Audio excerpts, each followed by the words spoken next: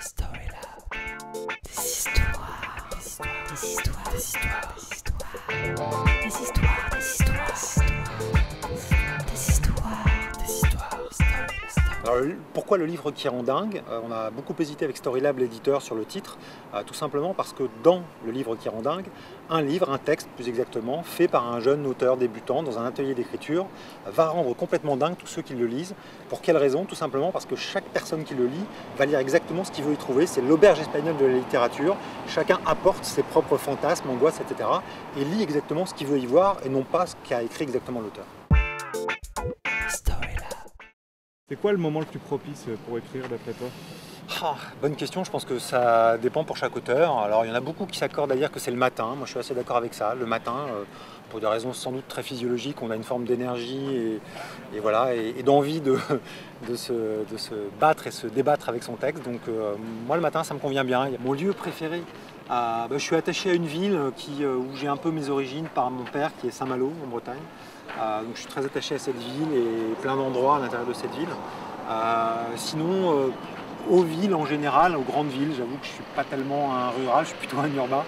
J'ai eu une vie antérieure de journaliste, pas dans la grande presse comme on dit communément, mais dans la presse magazine et sur internet où j'ai encadré des rédactions online. Je suis aussi infiniment plus heureux aujourd'hui dans ce métier qu'est le mien d'écrire à temps plein. Et puis, comme je te le disais tout à l'heure, je ne suis pas fondamentalement un social au sens quelqu'un capable de s'intégrer facilement à la vie sociale de l'entreprise. Je suis peut-être un peu trop sauvage pour ça et donc je suis beaucoup plus à l'aise dans mon statut et ma fonction actuelle que dans la précédente. J'ai du mal à définir un auteur de chevet, j'ai du mal à définir un livre de chevet, j'ai du mal à définir même plusieurs auteurs de prédilection. Je me considère peut-être à tort mais comme trop avide de découvrir des choses et trop curieux en tout cas pour voilà, j'ai jamais été fan de quiconque, j'allais dire, suffisamment pour en retirer un seul du chapeau, donc je passe, je suis incapable de répondre à cette question. Je vais beaucoup au cinéma, j'ai contracté ce virus-là vraiment tout petit, et je suis accro, c'est une des rares choses auxquelles je sois accro, c'est vraiment aller au cinéma. Si j'ai pas ma dose de salle obscure pendant une semaine, 15 jours, j'ai des premiers symptômes. Quel genre de symptômes? Je emmerde tout le monde pour trouver une salle et aller voir un film. D'ailleurs, j'ai un petit jeu avec moi-même, c'est partout où je vais dans le monde, je vais au moins une fois au cinéma. Il y a Brésil, Terry Gilliam, qui est un de mes films fétiches.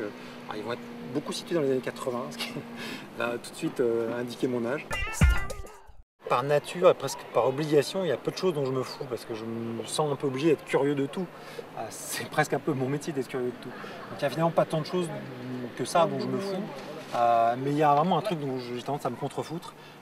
C'est la célébrité, tout ce qui va autour, quoi. La vie des people, les détails de leur... Alors vraiment, c'est dingue comme ça m'intéresse pas, quoi. Je sais qu'il y a plein de gens, hein, c'est un peu tarte à la crème, il y a plein de gens que ça m'intéresse pas, mais alors moi vraiment ça m'intéresse pas du tout. On avait tout à l'heure une conversation très intéressante sur le livre numérique. Toi, tu es plutôt un partisan.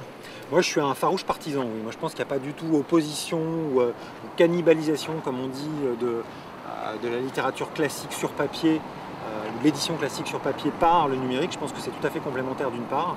Je pense même que c'est une chance, finalement, et malgré tout ce que certains peuvent dire, de reconquérir un certain public, de proposer de nouvelles formes ou de réexhumer de nouvelles formes. On parlait tout à l'heure de feuilleton. Le feuilleton est quelque chose qui est remis au goût du jour grâce au numérique et ça, je trouve que c'est une vraie chance.